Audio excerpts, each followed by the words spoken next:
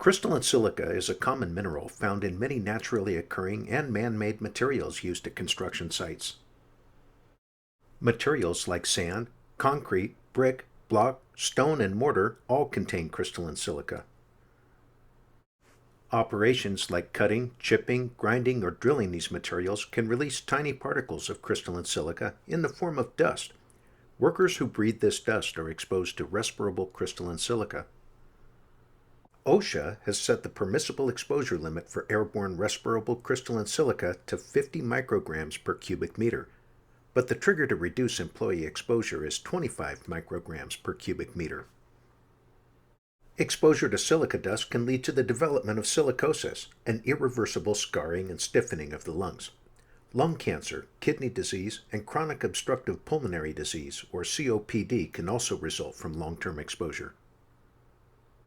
This exposure is preventable, and respirable crystalline silica must be controlled on Morley projects using wet methods or local exhaust. Wet methods means using a water delivery system that continuously feeds water to the blade or the point of impact. Local exhaust means using a tool equipped with a commercially available shroud or cowling with a dust collection system. This dust collector is not a normal shop vac. It's a specialized tool that must provide the airflow recommended by the tool manufacturer or grader and have a filter with a 99% or greater efficiency and a filter cleaning mechanism.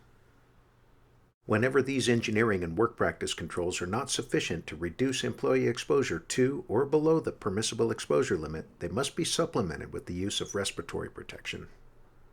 OSHA describes these methods in Table 1 of the Crystalline Silica Standard.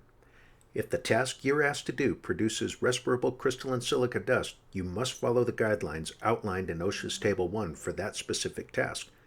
See your supervisor for the proper equipment and respiratory protection, fit test, and training if required. Dry sweeping or compressed air must never be used to clean up silica dust left over from an operation or to clean holes bored in concrete. Wet sweeping and HEPA vacuums will be used for these jobs. Your supervisor or a member of the safety staff will be designated as a competent person and make frequent and regular inspections of job sites, materials, and equipment to help you be in compliance with the written exposure control plan.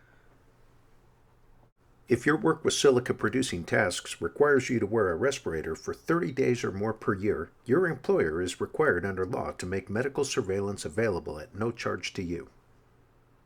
Medical surveillance includes an initial examination and periodic examinations made by a physician or licensed healthcare professional and will be made available to you on request. With this training and the proper equipment, you can prevent or limit airborne respirable crystalline silica dust and make the project safer for everyone.